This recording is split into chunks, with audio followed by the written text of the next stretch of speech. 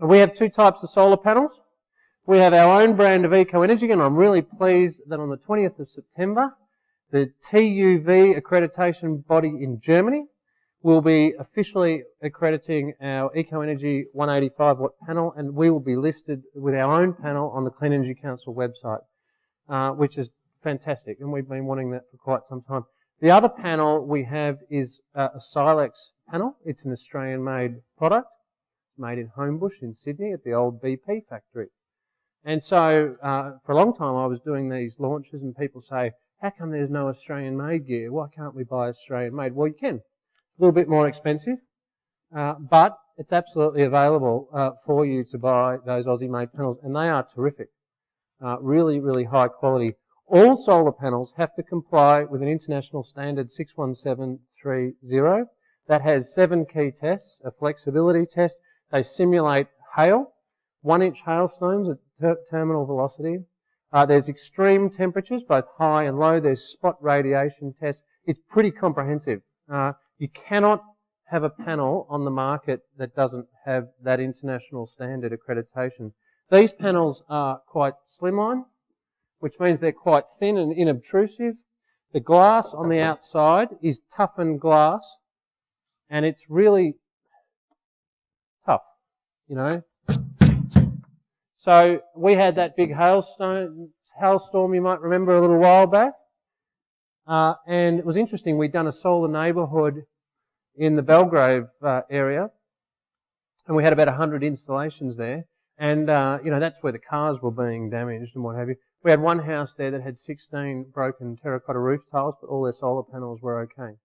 So they are really tough. And the other thing about solar panels is there's no moving parts. Once they're on your roof, they sit there on your roof. They're totally weatherproof. And essentially they're very, very reliable. We've put in 30,000 of these solar panels so far, and we've only had to replace one. And the one we had to replace had a little bit of weather damage. There's some water that got in. Don't quite know the reasons, but it didn't matter. We just replaced it. But 1 out of 30,000 is pretty good, don't you think? So they're very reliable. We go to the factory regularly. I'll be at this factory next week, and we visit the Silex factory quite a lot also. This is actually the factory itself. You can see a photo there that they test every one of those little silicon wafers. And they make their own wafers. And then what happens is they string them together in a row. And they put them in rows of 12 that you can see down there. And that soldering is actually quite important because that allows the electrical current to run down through. Then they put them through a laminating machine. And the laminate is actually really, really critical.